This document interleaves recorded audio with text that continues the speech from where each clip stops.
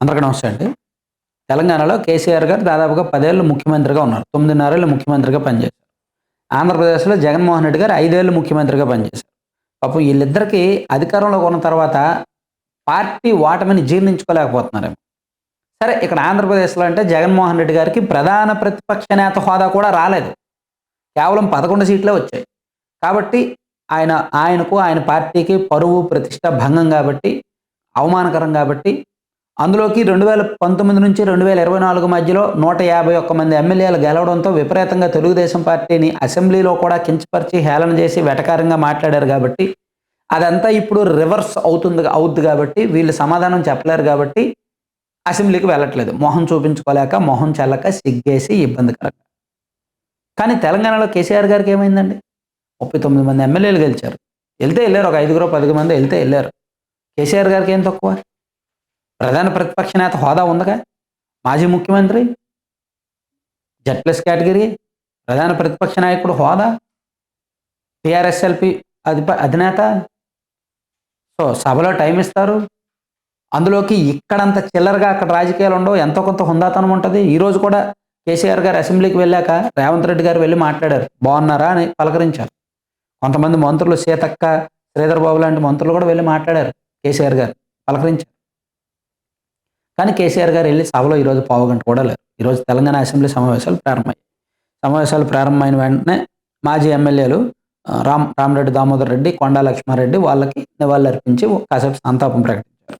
ఆ తర్వాత కేసీఆర్ గారి దగ్గరికి కొంతమంది మంత్రులు, సీఎం గారు వెళ్ళి పలకరించి అభిమానం చేశారు. ఆ తర్వాత కేసీఆర్ గారు సభ నుంచి వెళ్ళిపోయిన తర్వాత సభ యాజీవుజంగా జరిగింది. ఎందుకు కేసీఆర్ గారు సభలో ఎందుకు ఉండకూడదు? ఇప్పుడు తెలంగాణ నీటి హక్కుల కోసమో లేదా తెలంగాణ రాష్ట్రం కోసమో మొన్న ప్రెస్ మీట్లో మాట్లాడాడుగా కేసీఆర్ గారు. అసెంబ్లీలో మాట్లాడొచ్చుగా. అంటే మొహం చెల్లట్లేదా? సిగ్గేస్తుందా? అంటే ప్రజా తీర్పును గౌరవించరా? అధికారంలో ఉంటేనే, సీఎంగా ఉంటేనే అసెంబ్లీలో మాట్లాడతారా? అసెంబ్లీకి వెళ్తారా? ప్రతిపక్ష నేత హోదా ఇస్తే తీసుకోరా? ఎందుకంటే కేసీఆర్ గారు లాంటి సీనియర్, కేసీఆర్ గారు లాంటి విషయ పరిజ్ఞానం ఉన్న నాయకుడు, కేసీఆర్ గారు లాంటి పట్టున్న నాయకుడు, కేసీఆర్ గారు లాంటి మాటకారి అసెంబ్లీలో ఉంటే అధికార పక్ష సభ్యులకు కూడా తెలిసి వస్తుంది. కేసీఆర్ గారు నిలదీయొచ్చు, అధికార పక్షం మొత్తాన్ని నిలదీయొచ్చు. ఆయన మాటలకు ఈవెన్ రేవంత్ రెడ్డి గారు కూడా కొన్ని సందర్భాల్లో సమాధానం చెప్పలేరు. సో తెలంగాణ రాష్ట్రంలో ఈ 2 ఏళ్ల కాంగ్రెస్ పార్టీ పరిపాలనలో ఉన్న లోపాలను అన్నింటినీ కూడా కేసీఆర్ గారు 1 గంట సేపు స్పీచ్లో ఎండగట్టేయచ్చు. అంత మంచి అవకాశం ఉన్నప్పటికీ ఎందుకు వెళ్ళట్లేదు? ఇప్పుడు జగన్మోహన్ రెడ్డి గారు అంటే అధికార పార్టీ సభ్యులు ఏమనంటే సమాధానం చెప్పలేడు. ఆయన అంత మాటకారి కాదు. ఆయనకు ఆ ప్రాసలు తెలియదు. ఆయనకు అంత వాక్చాతుర్యం లేదు, అంత ప్రతిభ లేదు, అంత విషయ పరిజ్ఞానం లేదు. ఆయన ప్రిపేర్ అవ్వాలి, ట్రైనింగ్ తీసుకోవాలి, ఇవన్నీ అవ్వాలి. కానీ కేసీఆర్ గారికి అలా కాదుగా.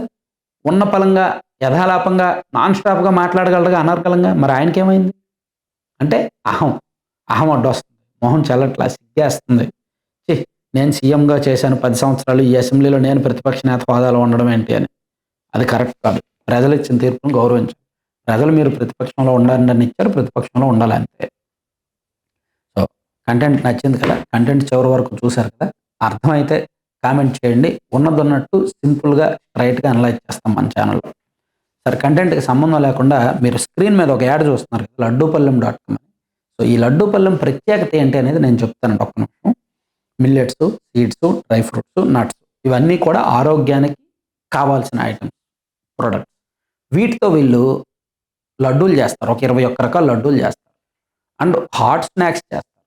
అండ్ పౌడర్స్ చేస్తారు. ప్రోటీన్ పౌడరు, ఏబీసీ పొడి, మునగాకు పొడి, జామాకు పొడి, and dry dates powder, wheat sprouts powder లాంటి హెల్దీ పౌడర్స్ చేస్తారు. అవన్నీ ఆన్లైన్లో తక్కువ రేటుకి ఇస్తున్నారు.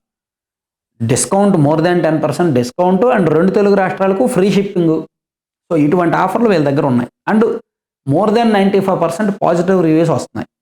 అండ్ మీకు ఎక్కడైనా లడ్డూపల్లెం స్టోర్ కావాలంటే, ఇప్పుడు నర్సరావుపేటలో ఆల్రెడీ స్టోర్ ఉంది, ఆఫ్లైన్ స్టోర్. మీ ప్రాంతంలో, మీ జిల్లాలో ఎక్కడైనా మీరు ఆఫ్లైన్ స్టోర్ పెడతాము అంటే, ఫ్రాంచైజీ ఓపెన్ చేస్తామంటే మంచి బిజినెస్ ఆపర్చునిటీ.